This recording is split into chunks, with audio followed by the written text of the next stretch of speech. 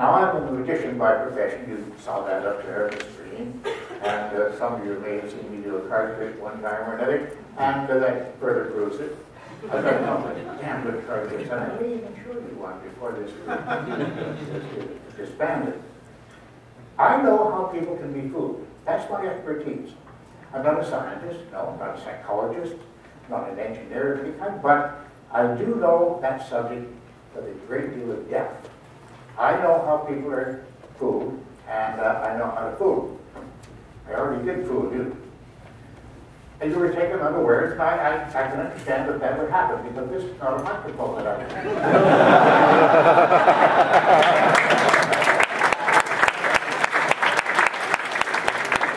So it's a microphone without a back in which one port, you see.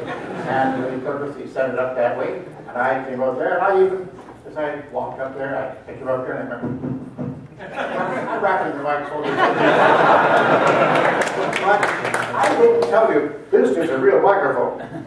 No, I simply allowed you to assume that it's a real microphone because I did that, and that's what you would do with a real microphone, or go, something like that. So that's one thing, but I've also fooled you on another basis. I have no idea of what you folks look like. I really don't. I see blurs of color down there, but my eyesight is pretty bad.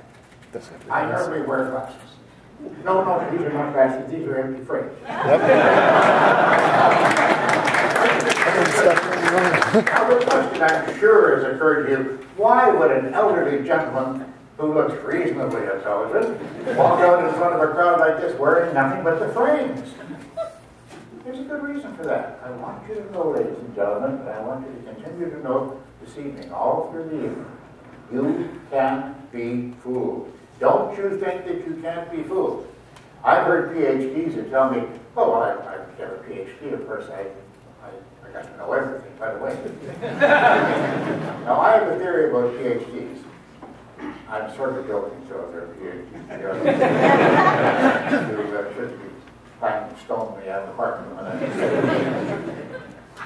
oh my God, you're ugly.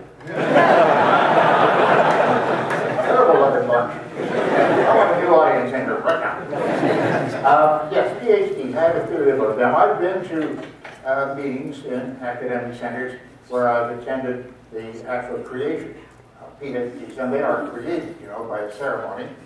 And they study very hard at first to get to that point. And you get to an audience, and they're usually divided in two sections like this. And over here are the parents, and here are the PhDs to become. They've got the funny square hats on and the gown, the whole thing. They're first, everybody they don't want. And they're about to become PhDs. Now, I have trouble to get down level with the edge of the stage. I see something very interesting. See, this is my business. I have to know, I have to solve these things. I look for evidence constantly.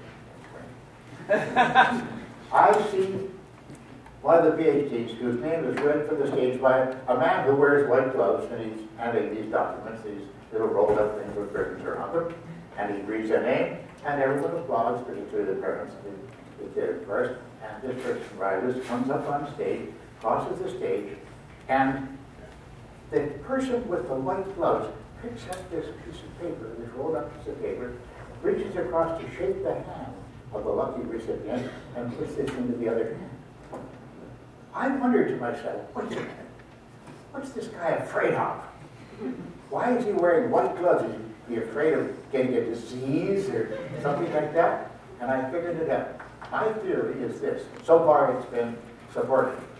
Those pieces of paper have a special chemical on it, which is genetically engineered in such a way that when anybody touches it with the bare flesh, it enters the skin, travels into the bloodstream immediately, goes directly to the brain, and paralyzes a part of the brain, the speech center. Oh, that's the science. Paralyzes a part of the brain that could pronounce the sentences, I was wrong, or I don't know. I want to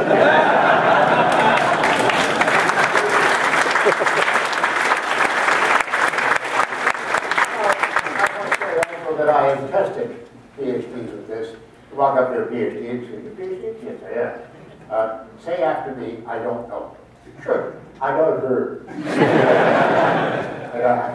They can't, and they can't write it. The pen goes right off. They just can't do it. So that maybe is a test, and it may be something you'd like to try. No, I have a great deal of respect for education. Make no mistakes. But I do have an honorary degree. It's in humane letters from the University of Indianapolis. I'm very proud to have it because they awarded it for my previous efforts in telling people about how to solve these problems and how to avoid falling out of the habit of critical thinking. But it's a degree in humane letters. Now, I don't even know what those letters are. They may be only A through E for all I know. But at least I can be known as Dr. Randi, so better. I'm very proud of that. I'm very proud of that, and I am very, very respectful of education in any degree. And the PhDs will accept my apologies if there are some that I didn't make sure there are.